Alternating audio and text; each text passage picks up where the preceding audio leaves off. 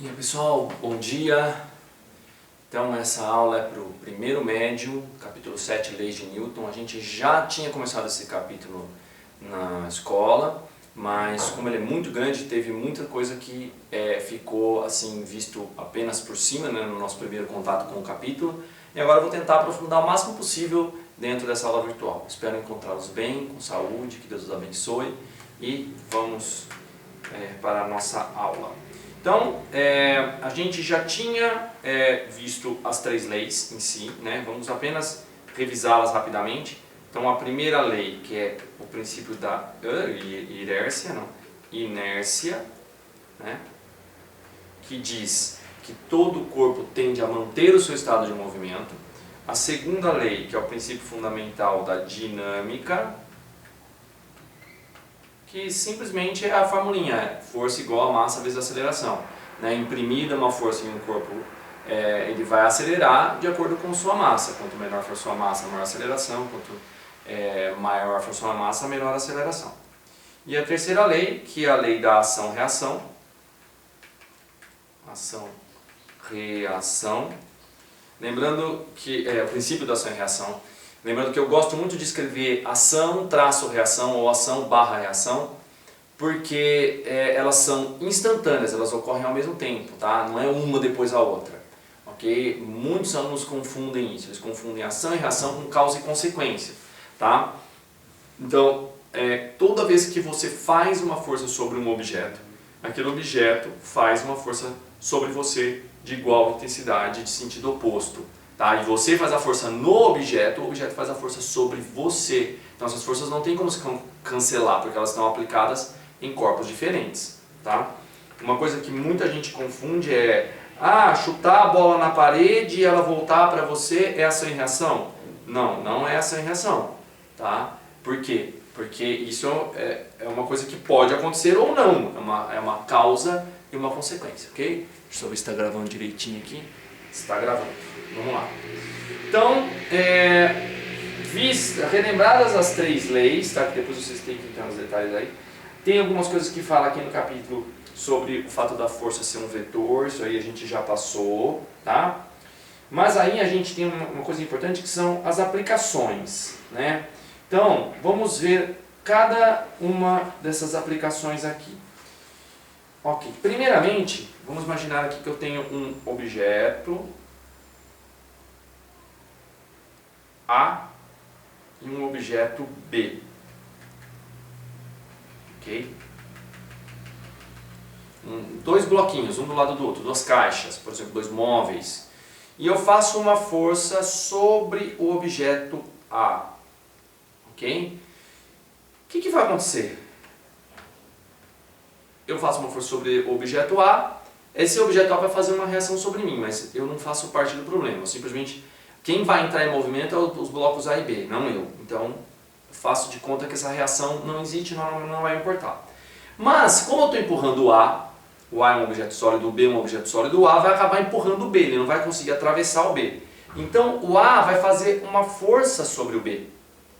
E, como consequência, o B vai fazer uma força sobre o A, como consequência, não, como reação, ó, eu falando besteira, tá? Vai fazer uma força sobre o A. Eu vou até desenhar maior aqui, tá?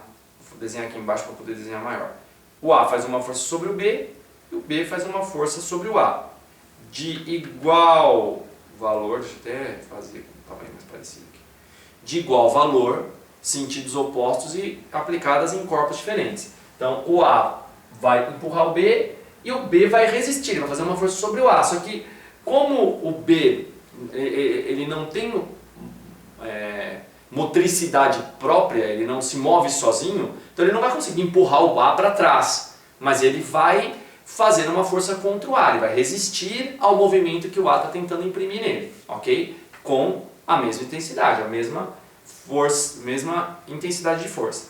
Então eu vou chamar essa força aqui, ó, até vou trocar a corzinha aqui, ó, a força que o A faz sobre o B, tá? Força que o A faz sobre o B, e em azul a força que o B faz sobre o A, ok?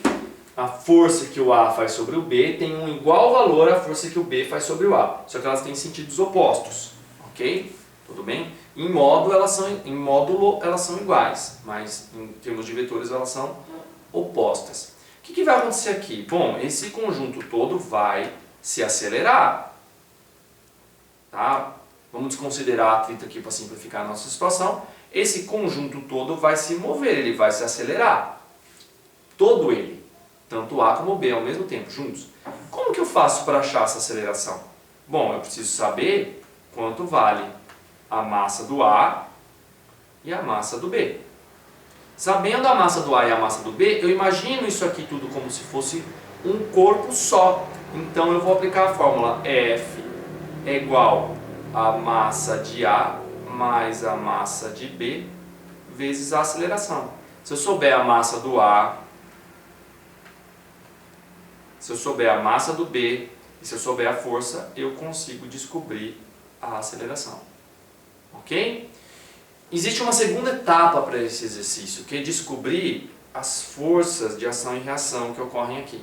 Mas a gente não vai entrar nesse detalhe agora, tá? Para não complicar demais, porque vai ser um pouco difícil para a gente fazer isso numa videoaula no momento, tá? Vamos primeiro introduzir esse conceito, tá?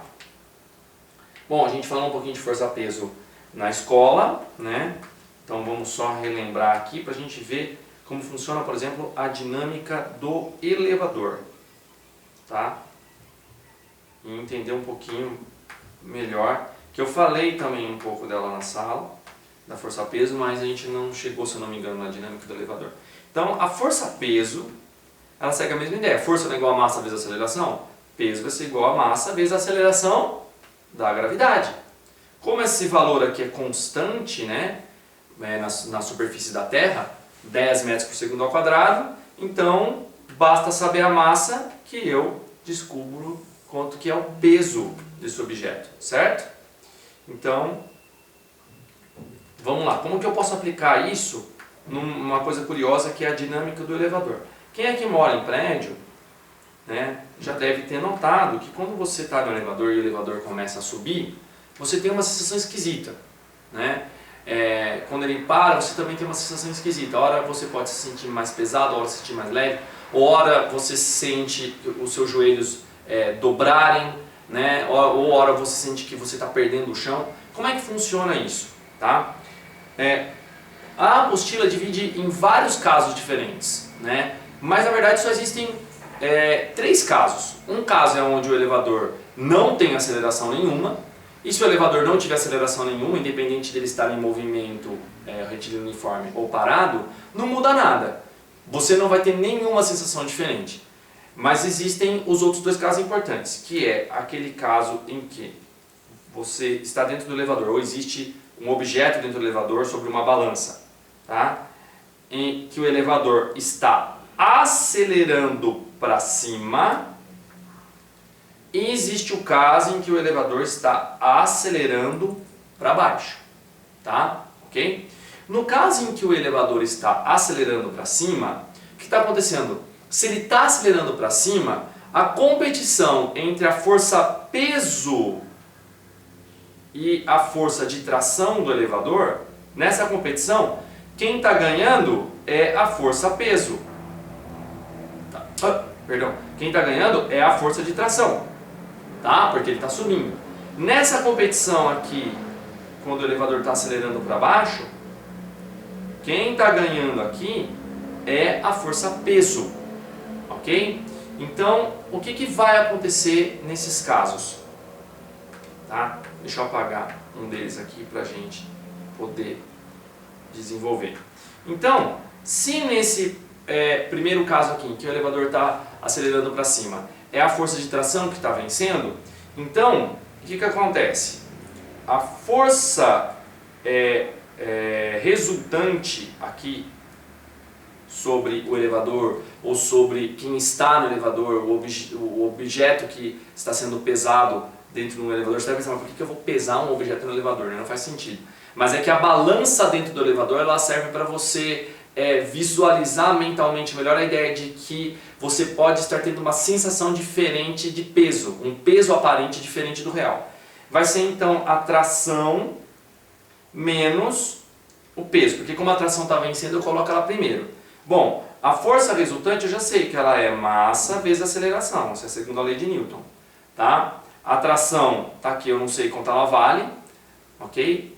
E o peso é m vezes g, ok? Então, vou passar esses valores aqui, eu sei, ó. Tá, opa, deixa eu marcar aqui azulzinho. Esses valores eu sei, esse aqui eu sei também. O que eu não sei é a tração. Então eu vou passar esse cara para cá.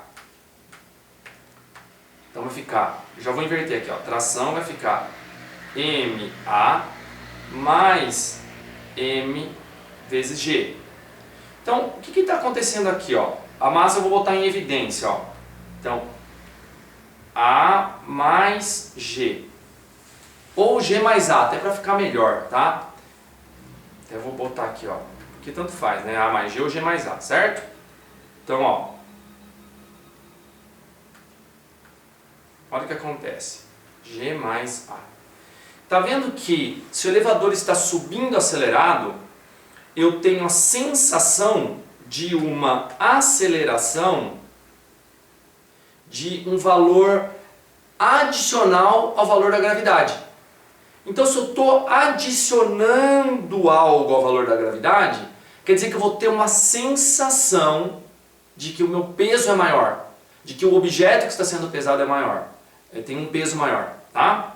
E quando que eu percebo isso? Quando acontece do elevador acelerar para cima?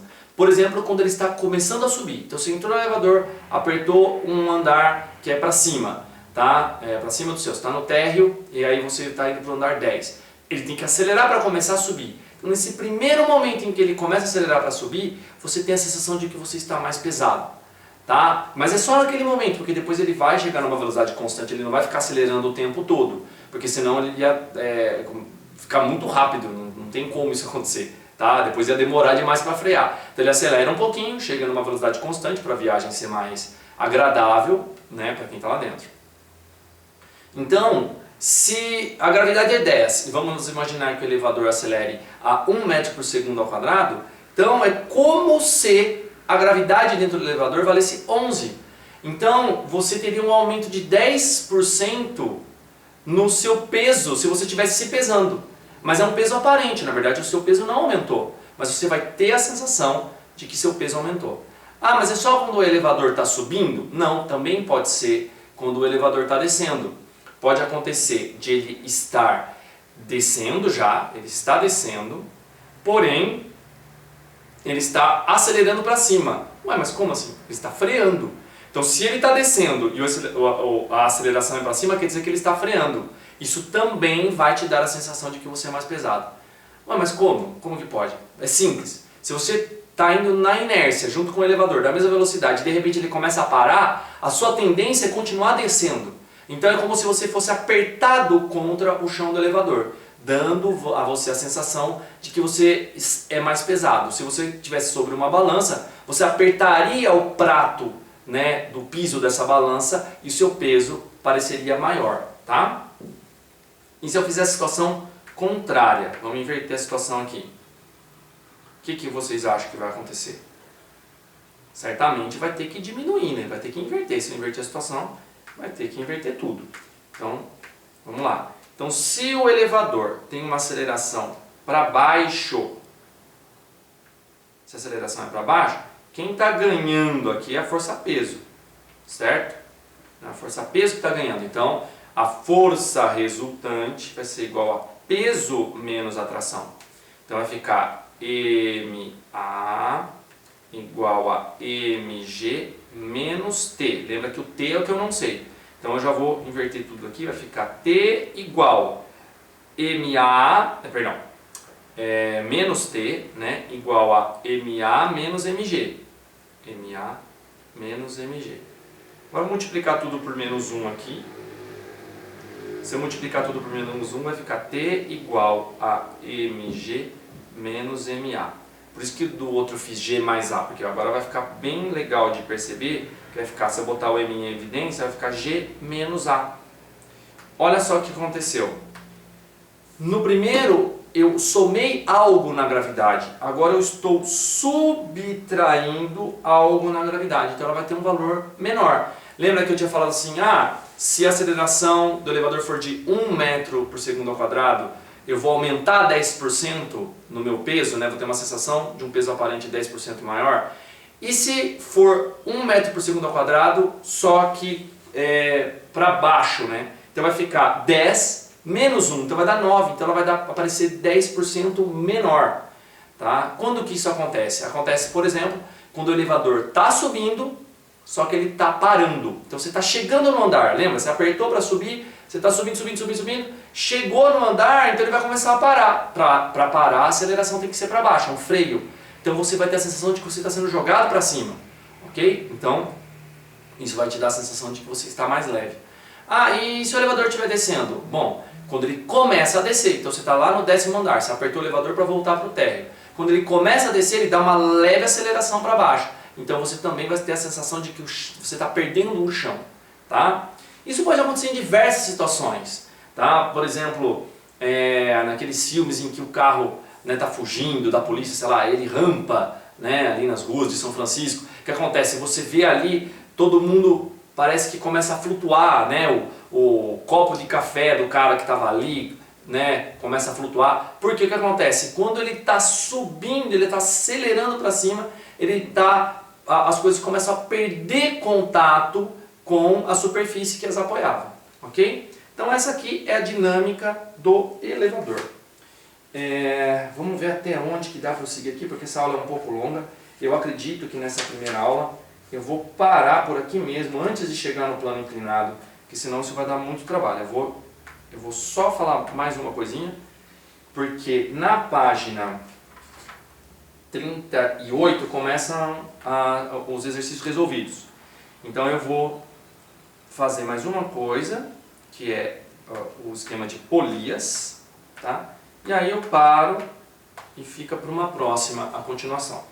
Como que funcionam as polias, né? As polias vocês já devem ter visto em obras, né? O pessoal usa para puxar, para levantar alguma coisa, ou para descer algum objeto, né? Ele vai soltando a corda, aí a corda passa por uma roldana, né?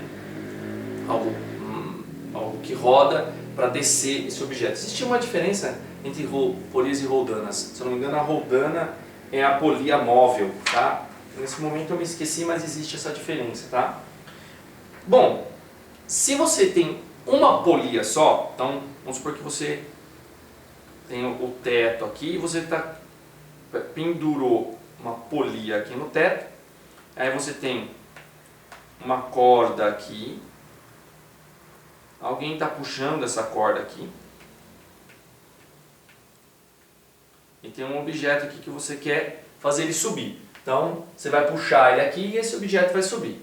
Bom, se o objeto tem um peso P, a força que você vai ter que fazer para que ele suba com uma aceleração zero, ou seja, com velocidade constante, você vai ter que fazer uma força para baixo de igual valor P.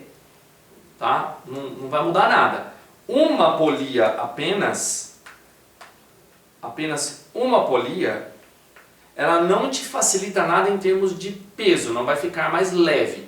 Ela só vai facilitar porque, em termos de postura, é mais fácil você puxar algo assim, né, do que você subir num lugar e ter que puxar ele assim, tá? Puxar de cima para baixo.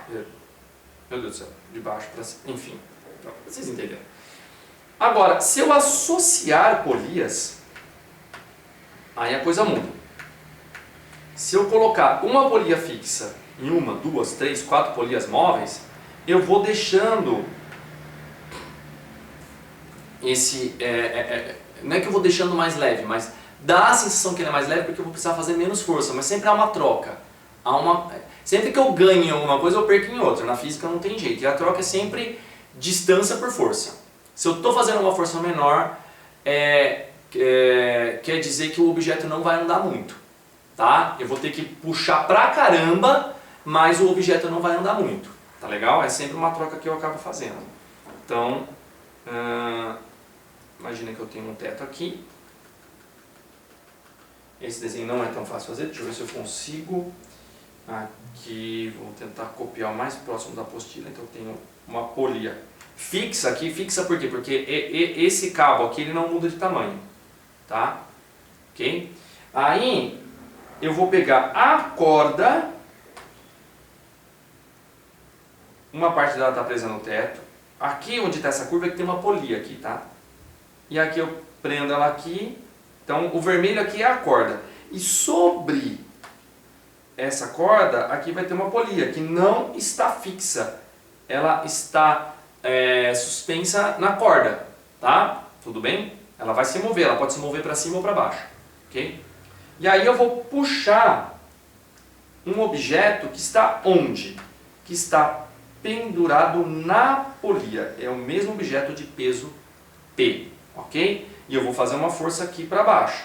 Agora a pergunta, quanto que vai valer essa força? Então eu estou puxando aqui para fazer esse objeto subir, tá? Quanto que vai valer essa força? Vai ser P? Não, vai ser menor do que P. Quanto menor do que P? Imagina que se esse objeto está preso aqui, então parte desse peso está dividido em duas, como se fossem duas cordas. Uma corda que está presa aqui no teto, então o teto está fazendo parte da força. O teto está fazendo uma força para cá. E eu estou fazendo outra força para cá, né? Essa força que eu puxo aqui é essa mesma força. Lembra que antes, né, eu falei que se eu tenho uma polia só, a força que eu faço na corda, ela se mantém? É a mesma? Essa ideia procede aqui, tá? Só que, até vou botar em outra cor aqui. Só que essas duas forças aqui, apesar de elas serem iguais entre si, e essa daqui também é igual, tá? Essa é igual a essa, que é igual a essa, elas não vão ser iguais ao peso do objeto. Alguma coisa tem que mudar aqui, senão não faz sentido eu usar mais uma polia, né? Então, se o peso do objeto é P, quanto que vai valer cada uma dessas forças aqui? Essa força e essa força estão carregando esse objeto, não é verdade? Então, elas têm que juntas somar o peso. E como elas têm que ser iguais, então cada uma é metade do peso. Então isso aqui é meio P, essa daqui também é meio P. Bom, se essa daqui é meio P, né, essa daqui também é meio P. Então quando eu coloco uma polia a mais do que a polia fixa, ou seja, no total duas polias, eu divido esse peso por 2. Ah, e se eu colocar 3 polias, então eu vou dividir por 3? Não. Porque o que vai acontecer, quando eu adiciono a terceira polia, eu divido uma vez por 2, aí aquela fração que é metade vai ser levantada por uma outra polia que também vai dividir por 2, então eu vou dividir por 4. Então o que acontece? Ao adicionar uma polia eu divido por 2, ao adicionar duas polias eu divido por 4, tá? Ao adicionar 3 polias eu vou dividir por 6, não, eu vou dividir por 8, porque eu vou dividir a primeira vez por 2. Aí eu divido de novo por 2, dá 1/4. Aí eu divido de novo por 2, vai dar 1/8. Então quanto mais polias eu coloco, mais leve vai ficando a força que eu preciso fazer, menor a força que eu preciso fazer. Só que o objeto vai subir cada vez menos.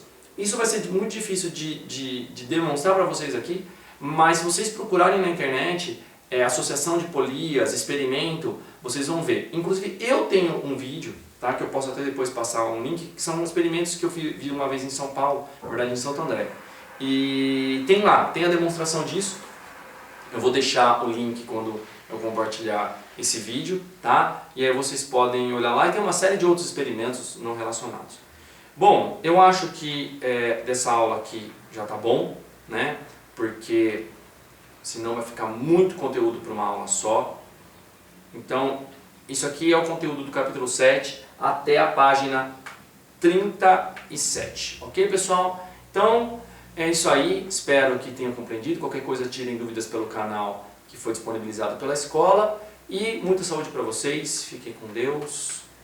Valeu! Ok? Abraço!